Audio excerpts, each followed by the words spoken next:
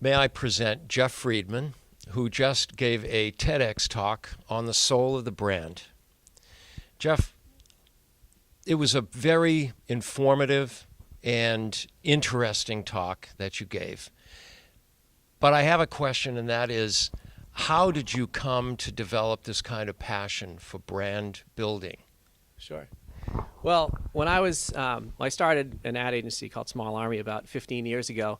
And so I've been in this business for a long time. And a lot of the things I speak about at the talk, whether it be mission statements or value statements, I was doing those types of things for brands. And then about 3 years into starting our ad agency, and I started with a partner, my business partner, who was also the creative director of the agency, had cancer.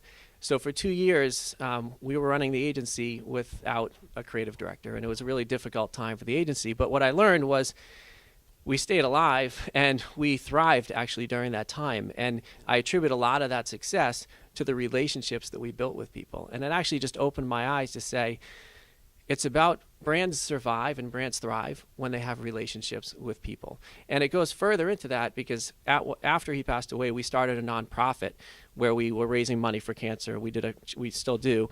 We do an annual fundraising event where people go bald for one day. It's called Be Bold, Be Bald. They put on a bald cap, and they get sponsored for doing that. And when we first started that, we went out there with, go bald. It's, you don't have to practice. You don't have to take time off from work.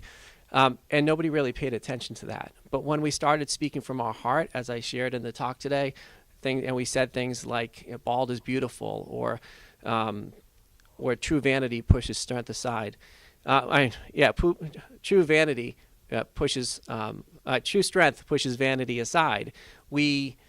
People started paying attention. They started commenting, and they started liking us. And then we started looking at other brands, and we started realizing, wait a second, the brands we love don't brag about themselves. They're not about mission statements. They're about a purpose and a happily ever after, and they have a belief that guides them in the moral of the story. And that's when we really dug into that, learned about it, developed it, and now that's what we do for brands. We help them build relationships with people. All right, so you go to an organization, and you're working with them in order to develop their brand and explore the relationships that they have with their customers, with the people who work there. Mm-hmm.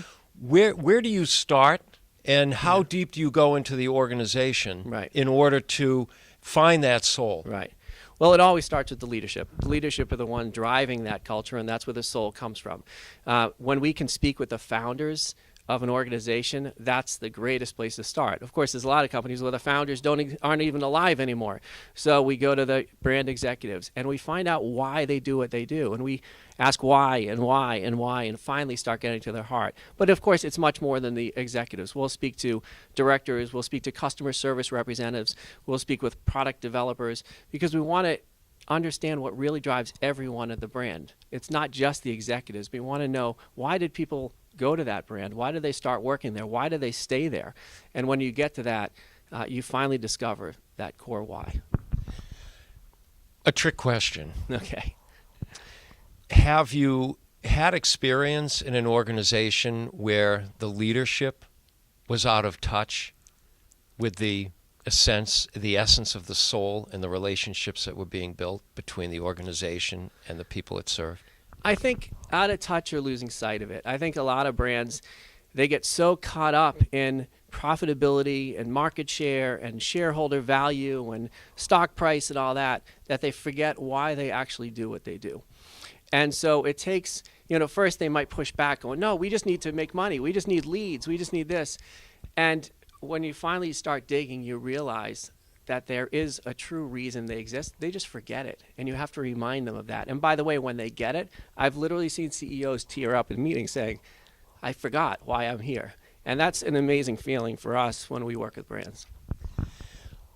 Perhaps you could say a little bit about a very powerful brand that comes to mind, and the depth to which that relationship is established with the people that they serve. Right.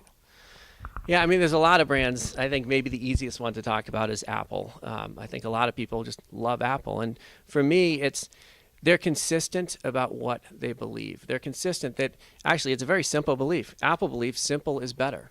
and they want to make the world simpler, right? I mean, when they came out with the iPod years ago, other companies would have talked about how great it is and how it holds so much music and how it's easy.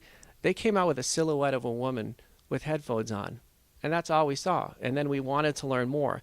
But that idea of simple is better isn't just in advertising. It applies to everything they do, right? The packaging of anything you get from Apple. Or you walk in, they reinvented how you do retail stores. They made it simple. And I think that always came from Steve Jobs.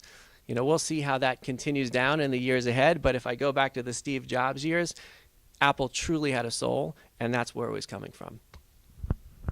Well, thank you very much for your time. Sure. And we hope to hear more talks from you in the future, Jeff. Thank you very much.